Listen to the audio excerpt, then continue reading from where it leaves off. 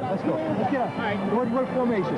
Flex. Twin. All right, let's go. Oh, we can go. All right, wait a minute. Listen to this. Here you go, Jim. Flex. Go to Duriel now. 774 F delay. No. Let's go to the fade. Shit, let's go. He's hot. Let's go to the fade if he feels he's got it. All right, he says we can go to twins and run a fade. Give him a call. Sam. Number 29, because 29 is the limit. Okay, fine. Let's go. Let's do it. Let's go. It's red right. What do you want? What formation? It's red right, huh? Well, they got nickel in. All right, Joe wants the F delay. No, I want to go with the. Yeah, all right, I want to go with the 9. Sam we can wants do it to on go the with fourth the fade. down. We can do it on fourth down because the field goal doesn't mean anything. All right, what's the formation you want? Well, You want to do it this way? yeah, we want to do it on this side. It's red right. Well, as you can see, there are a lot of people and activities on the sidelines during a game, and what might appear as confusion, in fact, may not be, though. What you just saw may be normal for the Browns. We asked Sam about the situation of last Sunday.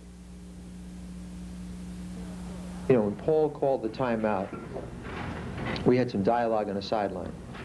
And Duriel came up to me and said, look, this guy is way off. If I can run an out on this guy, I know I can beat him. And it's a safe pattern. You know, if it's not there, you throw the ball out of bounds. Sam, after the game, both you and Paul said there were too much confusion, both on the field and on the sidelines. Will there be any changes to correct those situations? Well, Paul is young, you know, and obviously there was a lot of confusion on his part. The only confusion on the sideline, there was absolutely hectic on the part of the players. The only confusion was that with 23 seconds left to go, Sam Rutigliano blew it and should have kicked a field goal to win the game. There was nothing else that was confusing. Paul said there were so many people talking.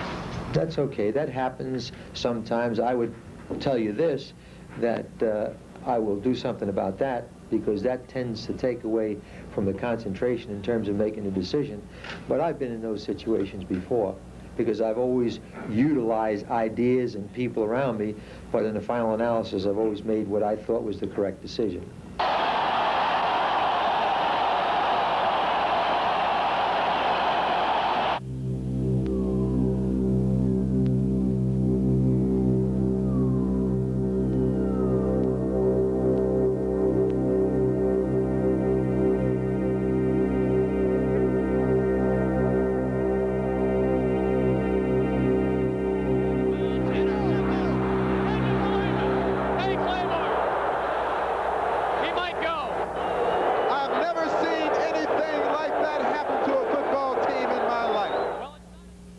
So you want to be a head coach in the NFL, huh? Well, last week we introduced you to a sports contest here on Browns 84 and Browns Sunday Night. The question for last week was, who gave Ozzie Newsome his nickname, the Wizard of Oz? The answer, Paul Bear Bryant of Alabama. Browns 84 by allowing Coach Sam Rutigliano to express some of his thoughts and philosophies about himself, the team, and the city.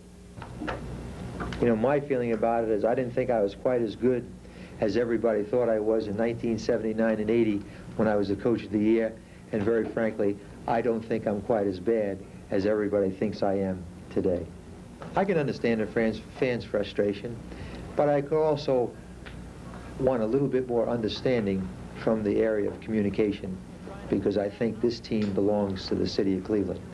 And I think that we should exercise all the positive buttons, because to think that one man and one person after 6 weeks is the total cause of it is absolutely shallow thinking.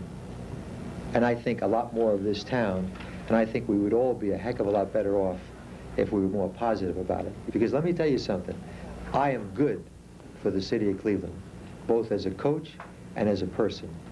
And I think you're all lucky that I'm here. And when we win, it'll even be better, because I stand for all the things that are right in the National Football League and the things that are important, I frankly believe, in this country. And there's absolutely no difference than the guy that was the Coach of the Year in 79 and 80. And I would say to you this too, that's very important. It's very easy to be negative. And it's very easy to kick a dog when he's down. And I don't intend to stay down, and I'm not going anyplace. And I think, it's our team.